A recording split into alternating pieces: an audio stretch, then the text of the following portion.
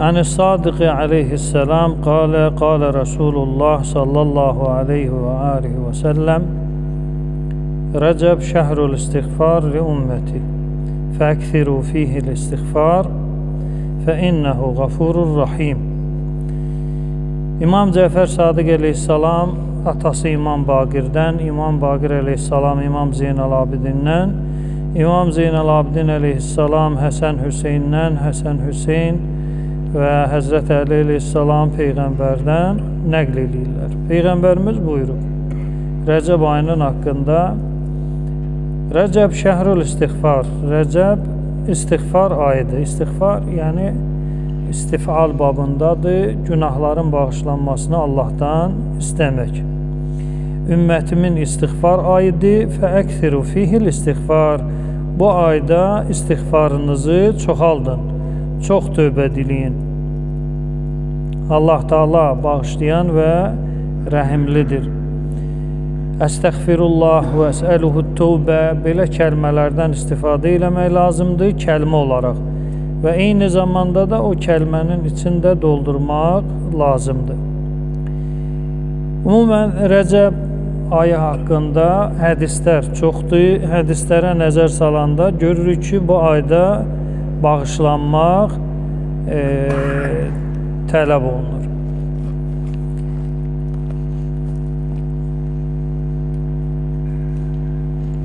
Belə kəlmənin zahirinə baxanda bağışlanmaq, tövbə diləmək demək olar ki, Quran ayələrinin çox hissələrində Allah Taala günahı bağışlatmaq, təqsirkarlığı bağışlatmaq haqqında öz bəndələrinə tövsiyələr eləyir. Bax, məsələn, Ali İmran surəsində Allah Taala buyurur: "Əllezîne yequlûne Rabbena innena âmennâ." Deməli, o kəslər ki, dilləri ilə deyirlər. Nə deyirlər? Ey bizim Rəbbimiz, biz iman gətirmişik. Fəğfir lənə.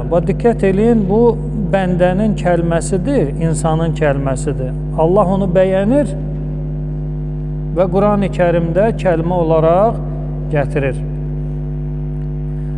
Bax, Quran-ı Kərimin özəlliyindən də biri belədir. Allah bəyəndiyini də gətirir Quranda. Bəyənmədiyi kəlməni də gətirir Quranda. Məsələn, bəyəndiyi kəlmələrdən biri budur.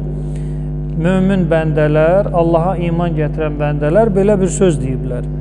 Âmənnə, ya Rəbb, sənə iman gətirdik.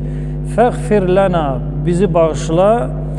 Fəğfir lənə zunubənə, bizim günahlarımızı bağışla. Zunub zənbin cəmidir, günah deməkdir. Deməli, Allahdan bağışlanmaq diləyir.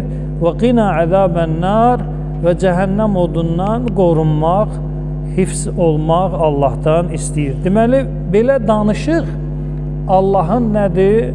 Sevdiyi bir danışıqdır. Allahın xoşuna gəlir. Bax, möminlərə tövsiyəm budur. Quran oxuyanda Allah Taala müəyyən insanların kəlmələrini gətirir, bəyənərək və müəyyən insanların və qeyri-insanın kəlməsini gətirir, bəyənmir onu, amma yenə də gətirir, ibrət üçün və digər məqsədlər üçün. Deməli, Allahın xoşuna gəlmək üçün, Allaha daha yaxın olmaq üçün danışmaq da tələb olunur. Biz əsas tövsiyə eləyəndə nə deyirik? Deyirik ki, əməl. Əməl elə, əməl elə, əməl elə. Bəli, bu tələb olunur. Bu, belə deyir də, mövzuların cövhəridir. Amma kəlmə olaraq danışığı da kənara qoymaq olmaz. Elə bir məsələn, belə deyək də, mən həccin bütün əməllərin yerinə yetirəcəm, amma bir kəlmə belə danışmayacam. Yəni, namazda belə və təlbiyə zikirlərdə yenə də belə danışmayacam. Ancaq əməl eləyəcəm. Mən əməl göstər, əyilim, durum, gedim, gəlim, o Səfa Mərvə arasında qaçış var, orada qaçım, təvaf eləyim. Bunlar hamısı nədir? Hərəkətdir. Və Ərəfatda, Minada dayanmaq, vüquf. Gedim, dayanım orada, əməl, amma bir kəlmə belə danışmayacam. Belə din olur, xeyr. Dinimiz kəlmə və əməldən ibarətdir. Kəlmə və əməl. Və bəndə də mütədəyyin olan şəxs Allahın xoşuna gəlmək üçün ondan danışmağa da üstünlük verməlidir. Danışmaq. Yəni Allah Taala Musa əleyhissalamla Quranda danışığı var. Bizi üçün çox maraqsız bir danışıqdır. Bizi üçün çox bir maraqsız bir danışıqdır. Məsələn, Allah soruşur Musa əleyhissalamdan ki, "Mə tilkə biyeminikə?" O əlində olan və yaxud sağ əlində olan nədir? Yəni Allah bilmir onun əlində nədir. Musa peyğəmbər təəccüblənmir ki, bu nə sualdır? Bəyəm görmürsən, bilmirsən, bu əsa. Musa əleyhissalam belə cavab verir: "Mənim əsamdır." Bizi üçün burada nə hikmət var, nə bir önəm var. Allah soruşur ki, əlindəki nədir? Deyir, o mənim əsamdır. Deyir, neynirsən? O əsayla neynirsən? Bəyəm Allah bilmir, Musa əsayla neynirlər? Yemək yeyirlər. Və yaxud əsə ilə paltar yuyurlar. Əsanın öz funksiyası var, öz işi var. Ya heyvan qaranı, ya bir təhlükəni, ya nəsə əsa ilə nədir? Əsanın, məsələn, belə deyək də, balta ilə neynərlər? Kəsərsən, odun kəsərsən filan. Balta ilə, belə deyək də, paltar tikməzlər. Hər alətin özünün neyi var? Bir iş dairəsi var ki, o onun üçün xəlq olunur. Allah Taala elmi, həddi, hüdudu, müzakirə mövzusudur. Peyğəmbərə deyir, əlində nədir? Deyir, əsamdır. Əsanla neynirlər? Nə işlə məşğulsun? Bu əsa neynirsən? Deyir ki, heyvan qaranı otlayıram, idarə eləyirəm. Və mənim başqa işlərdə də buna ehtiyacım var, bu ağac parçasına. Nə oldu? Nə oldu? Heç nə. Bizi üçün heç nə. Amma eşq deyilən bir anlayış var.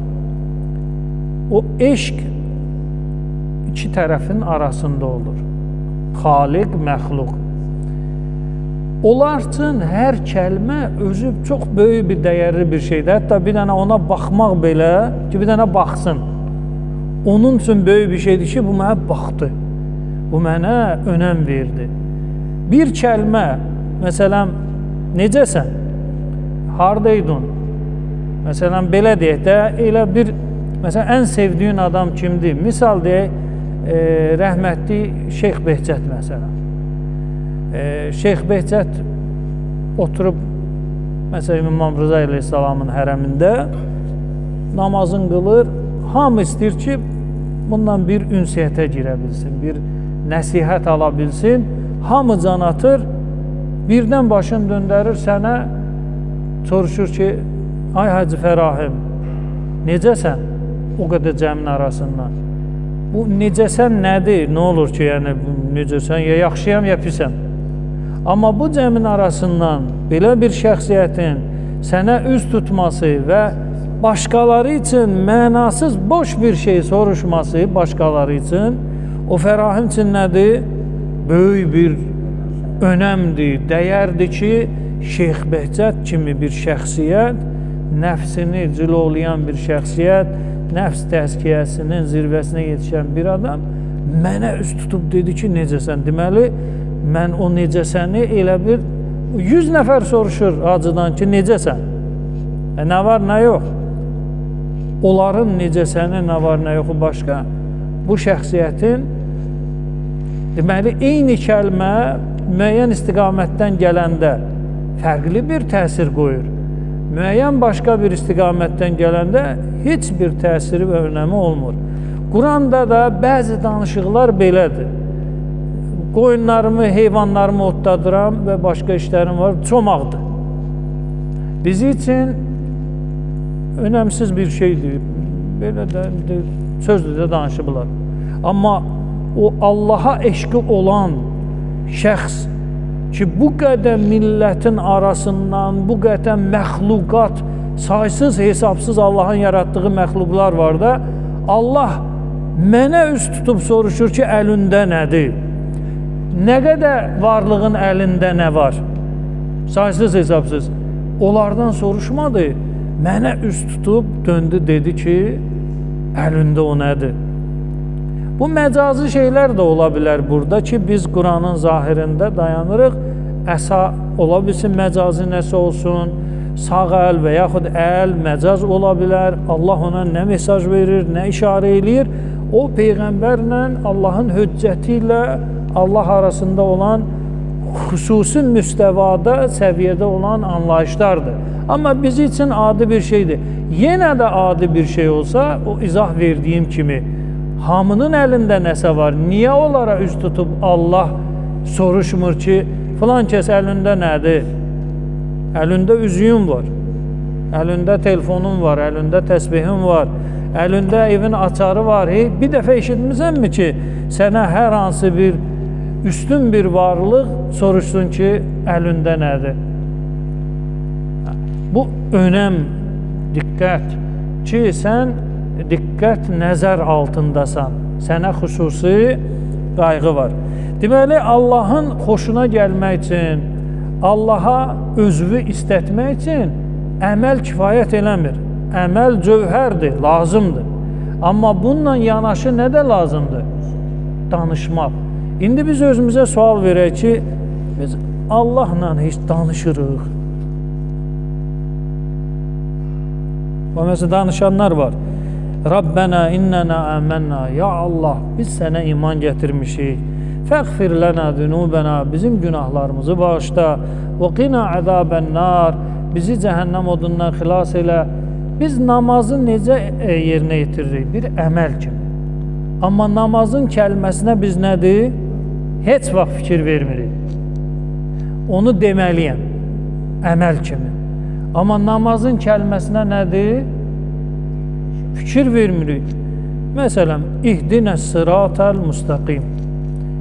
Allahın xoşuna gəlmək üçün ondan danışırsan da, düzdür? Ya Allah, məni düz yola ilə hidayət elə. Yəni, mən özüm axtarmayayım da, sən mənim əlimdən tut, məni düz yola apar. Çox gözəl danışıqdır. İhdinəs sıratal müstəqim. Allah özü izah verir. Yapışır əlindən səni düz yol haradır, aparır. Sıratəl-ləzīnə ən'əmtə aleyhim. Nemət verdiyin şəxslərin yolu. Deməli, mənim düz yolum kimin yoludur? Şəxsin yoludur. Mən Allaha istəyirəm ki, ya Allah, məni düz yola apar. Mən elə bilirdim ki, Allah mən üçün deyəcəm, Allah yolu. Mən belə fikirləşirdim. Amma Allah cavabında dedi ki, yox. Nemət verdiyimin yolu ilə gedəcəksən. Mənim yolum odur. Şəxsin yolu. Səndən qabaq ona göstərmişəm. Sənə xüsusi göstərməyə ehtiyac yoxdur. Sən o nemət verdiyimi tap, gör o ayağın hara qoyur. Onun qoyduğu izlərlə də sən nə edəcəksən? Gedəcək. Bu Qurandır. Hər gün namazda şəxs ki, Allah ona nemət verib, onu ilə tanışlıq arzulayırsan sən. Ki, onu tanıyım, tanımasan sən nətər onun yolu ilə gedəcəksən? Tapa bilməyəcəksən. Gərək əvvəl şəxsi tapasan, sonra baxasan ki, bu hara ilə gedir. Və məsələn, belə bir qayda kimi deyək, qayda deyək, mən onunla razılaşmıram. O şey ki, onun haqqında qadağa yoxdur. O şey ki, onun haqqında haram olmaz. Belə bir şey yoxdur. Həmən o şeylər bizim üçün nə olmalıdır? Nə olmalıdır? Halal olmalıdır.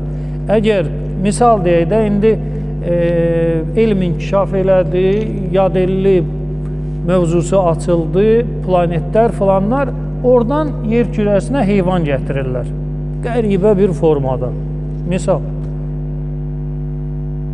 Bunun hökmü nədir? Əgər haramlığı haqqında yerdəki o haram donuza oxşamırsa, filana oxşamırsa, məsələn, qoyuna oxşayır. Misal deyək, qoyun kimi belə bir varlıqdır, amma biraz böyükdür. Məsələn, qoyunun buynuzu belədir, bunun buynuzu fərqlidir, amma qoyundur. Nəticə etibarıyla qoyundur. Haramlığı haqqında bir şey yoxdursa, sən deyəcəksən nədir? Bu mənə halaldır. Amma elə deyil. Yəni, hər şey ki, onun haqqında şəriət susub, onu özünə halal eləməyə ixtiyarın yoxdur. Yenə də nemət verilənlər mövzusu var. Deməli, möminlərin getdiyi yol. Möminlərin getdiyi yol. Əgər sənin bu eləyəcəyin iş möminlərin getdiyi yol qaydası ilə, Quran qaydası ilə düz gəlmirsə, sən onu neynəyəcəksən? Çəkinəcəksən. Niyə? Çünki möminlər bu işlə məşğul deyil. Axı, Quranda, hədisdə haramlığı haqqında bir şey yoxdur. Axı, bunu mən özümə halal eləyirəm. Axı, başqa, bu da Quran qaydadır da. Sən Quranın qaydasını qoyub, niyə başqa yerə gedirsən ki, möminlərin getmədiyi bir yol, mömin kütləsi. Hər halda dinimiz həm danışıq, həm də əməldən ibarətdir. Biz danışığı qoymuşuq kənara və danışdığımıza da heç fikir vermirik ki, qulağımız eşitdiyi, ağzımız dediyi nə deyirik? Nemət verilənləri heç axtarıb tapmırıq ki, hər dəfə Allahın xoşuna gəlmək üçün deyirəm ki, ya Allah məni düz yola hidayət elə, o kəslər ki, onlara nemət vermirsən, onların yoluna hidayət elə, düz yol onların yoldur. Onlar kimdir? Heç mən maraqlı deyir onlar kimdir. Nə bilim? Yəni, Peyğəmbər vaxtında namaz inşa olundu da, Fatihə surəsini oxuyur mömin və Allahdan düz yol istəyir, nemət verilənlər. Bir nəfər heç soruşmadı Peyğəmbərdən ki, ya Rəsulallah, o nemət verilənlər kimdir ki, biz onların yolu ilə gedək. Deməli, ya Allah, biz sənə iman gətirmişik, bizim günahlarımızı bağışla və bizi cəhənnəm odundan xilas elə. Həmən bu mömin bəndələrin sifətini Allah qeyd edir. Əs-sabirin, səbirlilər. Deməli, iman yolu getmək üçün nə lazımdır insana? Səbir lazımdır. Səbirsiz yol müəyyən məsafədə qırılacaq. Səbirsiz yol müəyyən məsafədə nə olacaq? Qırılacaq və dayanacaq. Axıracan gedə bilməyəcəksən. Allahdan nə istəməliyik? Ya Allah, bizə səbir ver. Səbirli olmağa bizə kömək ol. Və sadiqin, sadiq, sıdq kəlməsindəndir. Əməl və kəlmənin doğruluğu deməkdir. Məsələn, cəmaata deyirəm ki, ay cəmaat, oruç tutun, Rəcəb ayının belə fəziləti filanı, amma özüm neynəmirəm? Tutmuram. Bu, sadiq adam deyil. Həmən bu şəxs sadiq deyil. Deməli, əməli ilə kəlməsi bir-birini təsdiqləmədisə, həmən adam nədir? Sadiq deyil. Yalancı ilə doğurçunun, sadiq ilə kazibin fərqi nədədir? Hədisdə belə gəlir, ha? Nəticə olaraq belə çıxardaq. Deməli, hədislərdə gəlir ki, yalancı uzağı sənin üçün yaxınlaşdırır, yaxını sənin üçün neynir? Uzaqlaşdırır. Yəni, sən real, düz olanı tapa bilməyəcəksən yalancı ilə.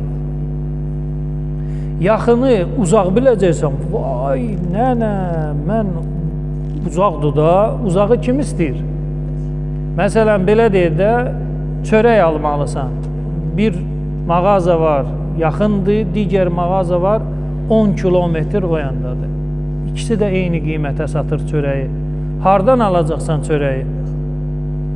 İnsan təbiəti budur ki, əziyyət çəkməyim, rahat. Yaxından alacaqsan, uzağa getməyəcəksən. Və yaxud yaxındır, yalancı sənə onu nə göstərir? Uzaq göstərir. O, buradan gedəsən, oradan gedəsən. Tanımırsan da şəhəri.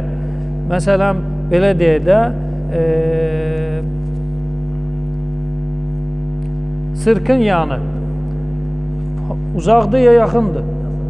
Zabitlər parkı, meçidin qarşısında. Amma sən şəhərə təzə gəlmirsən, bilmirsən hardadır. Yalançı yaxını neynəyəcəksən sən? Uzaqlaşdıracaq ki, yetişməyəcək. Sənə deyəcək ki, bax gərək minəsən 61-ə. Buradan gedib düşəcəksən 20 yanvarda. Oradan yolu dəyişəcəksən o tərəfə. 88 nömrəli avtobusa minəcəksən.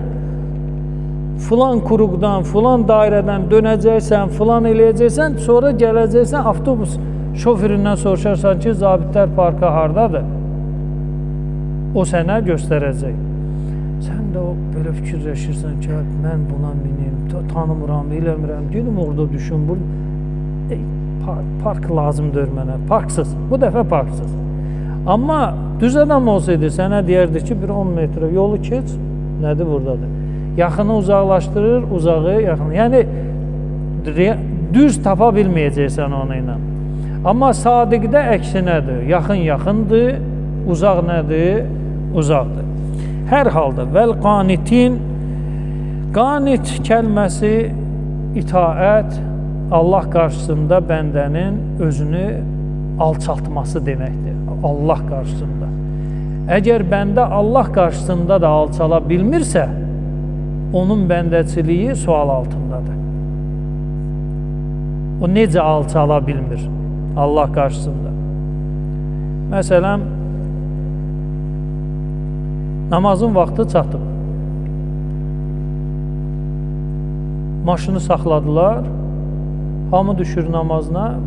Bu gəlir, görür ki, toz torpaq içində üzən bir namaz yeridir. Xalça səriblər, Nuh Peyğəmbərin zamanından o xalça yuyulmur. Toz torpağın içindədir.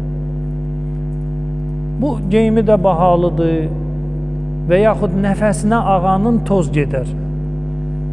Qılmır, namaz qılmır. Namaz qılan da amma qılmır. Və yaxud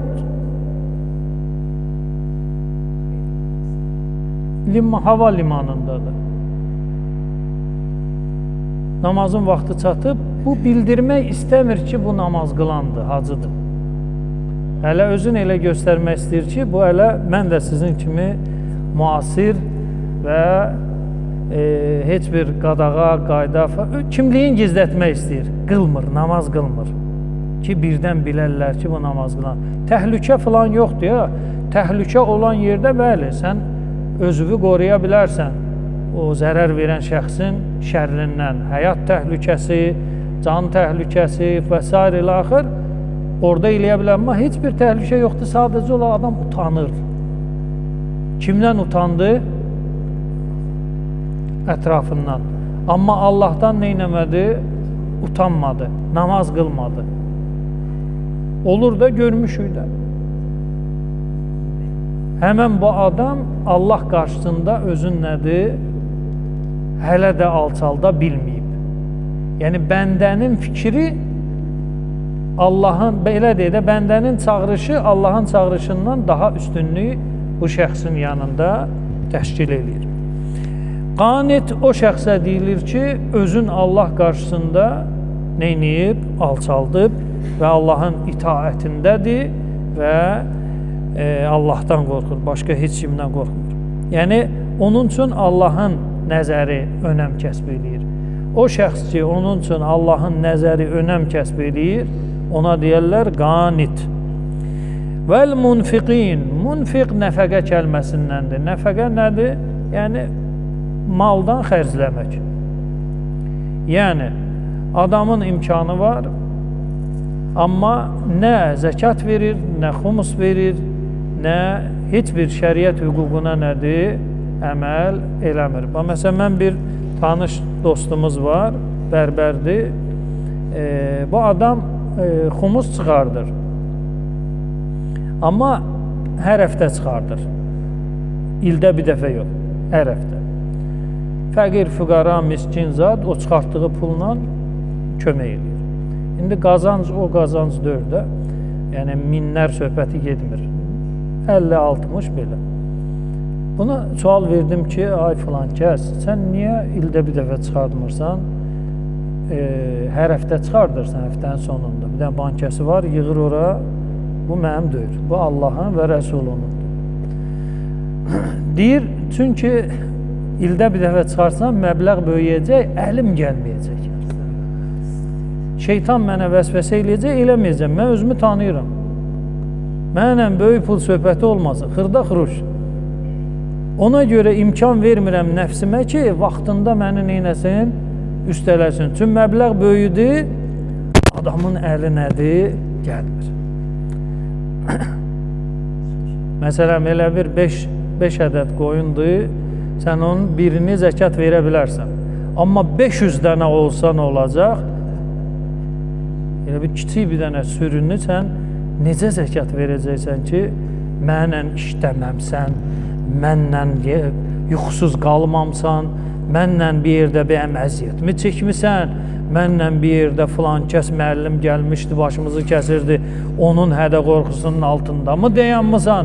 İndi mən 500 qoyundan zəkatı verim, mənlə bir yerdə qoyun mu saxlamısınız? Nəfs, şeytan, üçü bir yerdə başlayacaqlar bir dənə zəkatla dava eləməyə ki, yox, zəkat yox. Dili ilə demir, amma bu şeylərlə, yəni, bacarmıram da, nəfsimlə məbləğ böyüyürsə, məndə alınmayacaq. Qoy elə qoy böyüməsin, xırda, mən nəfsimə qələbə çalım. Deməli, Allah yolunda malından xərcləyənlər. Mən işləmirəm, mən qardaşım mənə kömək eləyir, mən onun bunun əlinə baxıram və yaxud cüzi bir gəlir yerim var, mənə düşmür. Elə şey yoxdur, hamıya düşür.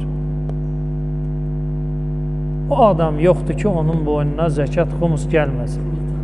Yəni, adicə götürgünən evsiz, eşiksiz, cəmaatın dilində dediyimiz bomj. Bu adama çıxardır hacı 100 manat verir. Bu da ömründə 100 manat görməyib. 100 manatın parıltısı bunun gözünü qamaşdırır.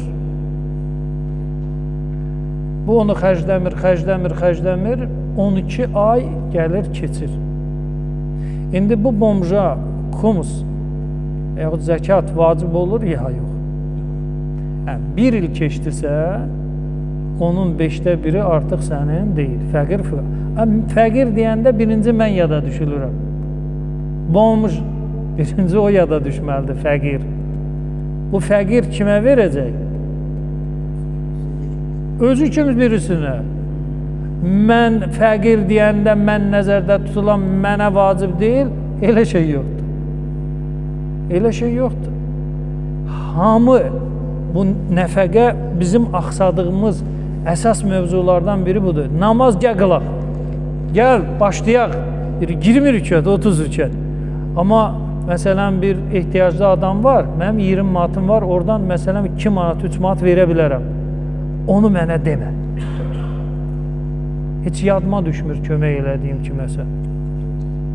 Bu möminçilik deyil. Gəl səhərəcən oturum sənin stolun arasında, dur.